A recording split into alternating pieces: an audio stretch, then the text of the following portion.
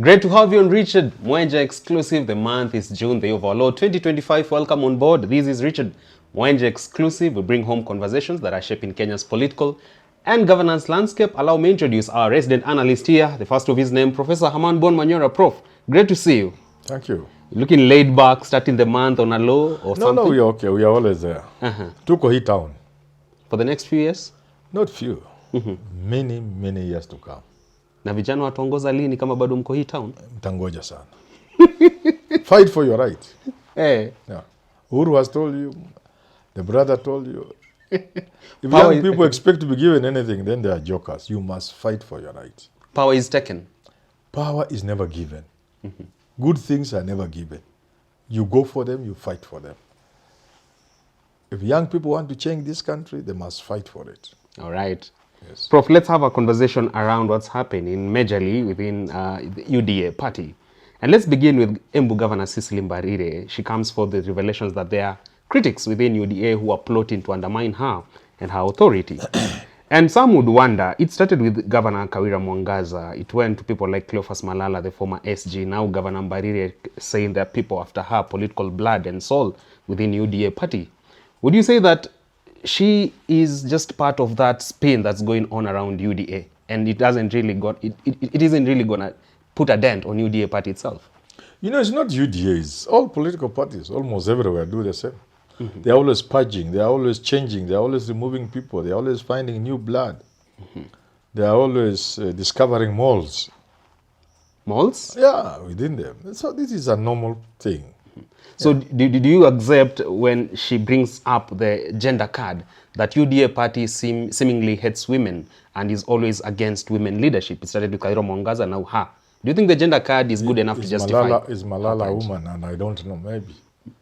I thought Malala is a man. She's doing comparison. If you look at Glory Oruoba, Kawira Mwangaza, her, versus just a single case of Malala. No, Malala was also there. It's just normal. It's not about gender. Let me tell you what is happening. Tell me. UDA as a party is aware that many people from Mount Kenya are going to desert the party. They are aware that many of these elected leaders, governors, senators, what have you, who are currently with Ruto, are going to escape. Why am I using the word escape? I'm using the word escape because they know. Just like what awaited Jubilee people who stuck with Ruto, with Uhuru in 2022. Those who stick with Ruto from the mountain are most likely going to pay for it. So they know many people, many of those leaders are weighing their options and they are whispering to friends and allies and asking, do you think we can survive in UDA? And the answer obvious is no. So maybe they have flagged out Cecily Mbarire as one of those elected leaders who will soon quit UDA for their own survival. Prof, just how much of a minus is it for anyone within UDA party from Mount Kenya to associate with President Ruto in the first place? Is it such a poison chalice? It's not even a minus. It is suicide. Self-suicide? Suicide, yeah. I mean, if you are not with the people of Mount Kenya and you stick with Ruto, you can't survive. You can't survive. Not even rallying behind Kithure Kindiki, the DP? No, forget about it. You can't survive. You will go. You'd go? Yeah, so I think people are already now beginning to plan, especially after the launch of DCP. People are beginning to book. Watu wanaanza kubook kiti. Hii gari mniwekee kiti. So labda Cecily Mbarire ameongea na Gachagua akamwambia niwekee kiti namba 5. Reserve for me. Number 5, seat number 5. And she has paid. People are now paying quietly. I'm telling you, this is politics. I am telling you in Mount Kenya now, if I know this country well, and if I understand politics, and if I know how things work in this country, people are booking their space in DCP. And the booking fee may not be a simple thing. It may be something heavy. Comes at a great cost? Yeah, not a great cost. You know, you just want to be assured. Unasema niwekee kiti hiyo na najua unazunguka sana, mafuta huna. Mafuta inaweza kuwa inaleta shida. Shika hii 50 million hii, mtembelee kidogo mkitafuta entrench chama. You're talking about this association with President Ruto becoming a poison chalice for gamer politicians. And when you see Rigathi Gachagua, former deputy president, warning among Kenya MPs against working with President Ruto, don't you think that's sort of selfish and self-defeatist? He's just stating the obvious. In fact, he's being very kind. He should not even be telling them. So Gachagua I think he's a man of God, like he says. He's just being kind. Telling them, look here, don't waste your time. Don't be like a tick that follows a cow to the slaughterhouse. Jump out of this cow. Head to the slaughterhouse. Pale Dagoret corner. Dagoret kichinjioni. Others will suffer collateral damage. You're not damaged. You'll be the damage yourself. He's just being kind to them and telling them. That's the truth. Look here. Sure. If it was difficult for Jubilee MPs to be re-elected, and yet Jubilee was a Mount Kenya party. Jubilee was a Uhuru party. Uhuru is their own son. Had been president for 10 years. Had done so much for the people of Mount Kenya. And yet, when the yellow fever spread, how many were spared? Very few. Now, think of it now, in 2027. In the place of Uhuru, you have William Ruto, who is not a Mount Kenya person. In the place of Jubilee, a Mount Kenya party, you have UDA, my friend. Survival will be very difficult. Almost impossible. They'll stand zero chance? You can hardly, I can hardly remember who won on Jubilee. I can hardly remember. I know they are there, but I can't remember one. I don't know if you can remember. I know Jubilee had some MPs. I can't remember. In Kiambu, I'm not seeing Kiambu. I think Kiambu there's one or something. Just drops of them. Maybe Kiambu there's one. In Nyeri, nothing, I think. Kirinyaga, I can't remember one Jubilee survivor in 2022. But I know Jubilee has MPs, so I don't know whether they came from Mount Kenya.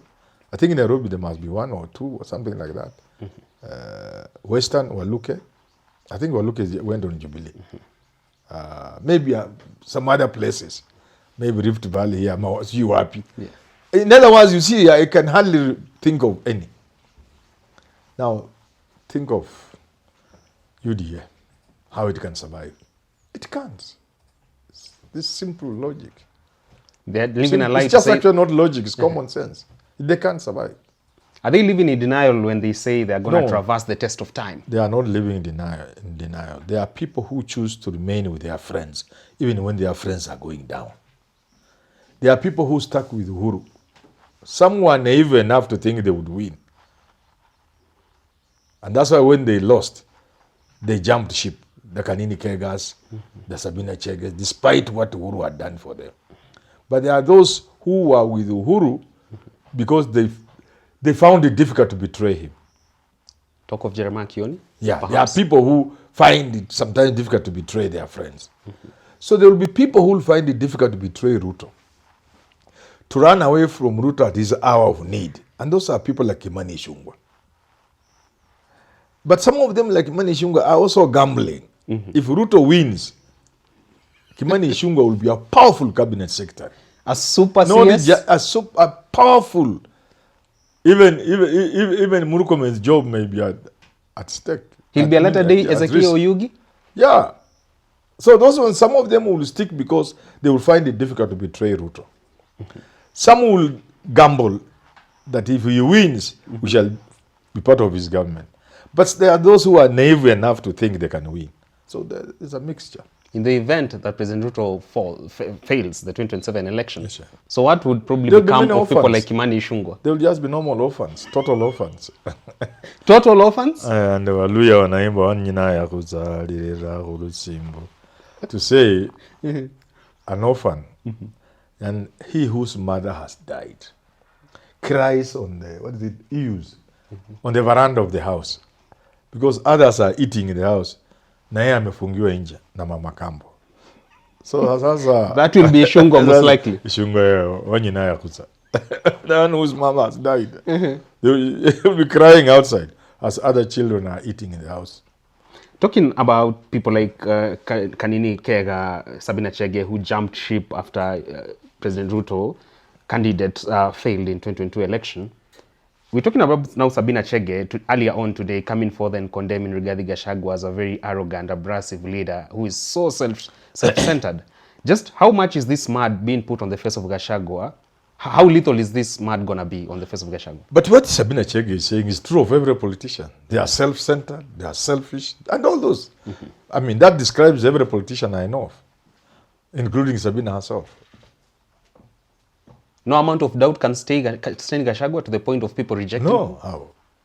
What Sabina Chege is a fact that applies to all politicians. Nothing new? Nothing new. They are all selfish. They are all self-centered. Yeah. So, Prof, almost finally, we're talking about DCP party, the talk of town when it comes to Mount Kenya politics and the larger national politics. And some would still want to question, do you think this far it remains a party founded on strong ideologies, or rather much of anger? You know, there is no party in this country that is run on ideology. None. So far. Even the requirement of the law in terms of formation of political parties, that there must be an ideology, is laughable. Which ideology are we talking about? Do we understand what ideology is? These are just vehicles of convenience. Even UDA's well-oiled manifesto? None of them. Which one has manifesto? UDA didn't even have a manifesto, did it? UDA did not have a manifesto. You know, an ideology is a view, a world view, is a way of looking at the world and at things and thinking this is the way the world should move. That's what an ideology is. It's not something you just throw around and say ideology. Which ideology? No party here is run on ideology. Not ODM, not UDA, none whatsoever. But you see, again, you cannot just force ideology on people. You know, things happen. You see, the Americans had to fight for their independence from the king or whatever, you know, from the monarch. And that informed the sort of ideology they came up with. And then, as they were learning to walk in the new America, again the issue of slavery came up. Certainly, people are going to be divided on this issue. And then you have ideology. You know? You get independent, there are those who say, how independent? How close, how powerful should be the center be? And you see now, it's informed by, they are running away from the monarch, from the rule of England. You get it? Sure. So then we have severed our ties with England. We are no longer under the king. We are independent. But they are thinking of how their life was how their life was controlled by the center, which is the monarch. So now that we are an independent American country, how much power do we give the center? Again, that creates an ideological, difference. There are those who feel there should be less government. They say, no, we need government. So you see the ideology there. Then there's a question of slavery, Abraham Lincoln, blah, blah, civil war. There are those who, that's how ideologies are created. It's not just something you wake up one day and say ideology. In this country, sure, people are going to have a stand. Things are coming up. This system is not working. The system is simply not working. A system where less than 30,000 or 40,000 people live in a house in Nairobi. The rest live in these things you call slums. And they are worse than slums. A slum is a better thing than Kibra, than Kawangware. So you need a word for Kawangware and Mukuru kwa Njenga. where over 80% of our countrymen in Nairobi live some life that is not human life. This is no longer tenable. These are going now to inform future.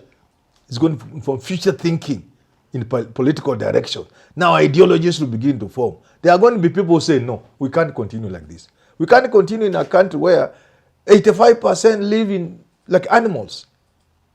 We can't continue in a country where foreigners have a field day, when our children have no jobs. This is not a country we are going to live in. So there's going to be a divide of those who want things to continue the way they are, and of those who say, no, enough is enough. We must find a way of sharing what we have as people. Today, people are dying. You know, these rich people, these big people, they don't stay in the village. They don't know people die. I watch people in the village being pushed on wheelbarrows, not because they are UDA, just because that's the only way you can push somebody to the nearest hospital. And they are looking so bad, and the family has no money. And by the time they reach the nearest health center, there is nothing in that health center, and the person just dies. We watch people die all the time. So there are going to be people in this country who say, no, the country must provide free health care to its people. For the first time, you know, Richard, you left university not so long ago. Yeah. For the first time, students are not taking up positions in university. You know that? Yeah. You know that, don't you? I do. It has never been like that. For the first time, go to University of Nairobi, hostels are not occupied. You people are fighting for them, is it? Yeah. It made you pay your fees In time. in time, not even on time, in time, so that you can be allowed to book for a hostel. Today you go there, they are empty. Empty. Yeah. Students for the first time are dropping out of university, not because of sickness or anything, because they can't. So there are going to be people who say, no, this country must be a country that gives free education from kindergarten to university. Prof, now in the architecture of this That's now that will be ideology beginning to take shape in this country.